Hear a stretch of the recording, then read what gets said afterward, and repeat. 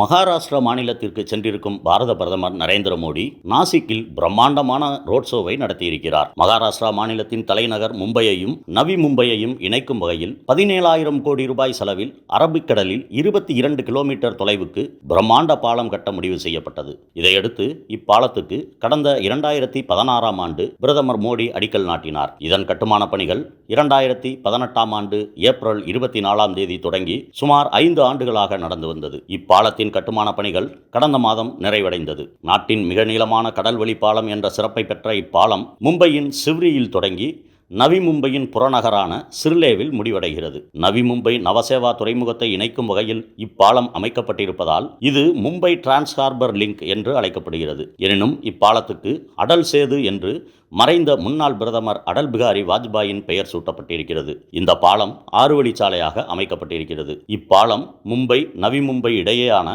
15 kilometre பயண தூரத்தையும் 1 முதல் 1.5 மணி நேரத்தில் இருந்து 20 நிமிடங்களாக பயண நேரத்தையும் குறைக்கிறது. இந்த பாலத்தில் 2 சக்கர வாகனங்கள், 3 சக்கர வாகனங்கள், டிராக்டர்கள் மற்றும் மெதுவாக செல்லக்கூடிய வாகனங்களுக்கு அனுமதி இல்லை. இந்த பிரம்மாண்ட பாலத்தை பாரத பிரதமர் நரேந்திர மோடி இன்று திறந்து வைப்பதற்காக மகாராஷ்டிரா மாநிலத்திற்கு சென்றிருக்கிறார். அங்கு நாசிக்கை சென்றடைந்த பிரதமர் மோடி சுவாமி விவேகானந்தர் சிலைக்கு மலர் தூவி மரியாதை செலுத்தினார். தொடர்ந்து நாசிக்கில் பிரம்மாண்ட ரோட் ஷோவையும் பிரதமர் மோடி நடத்தியிருக்கிறார். அப்போது வழி நெடுகிலும் திரண்டிருந்த மக்கள் பிரதமர் மோடி மீது மலர்களை தூவி மரியாதை செலுத்தி வரவேற்றனர்.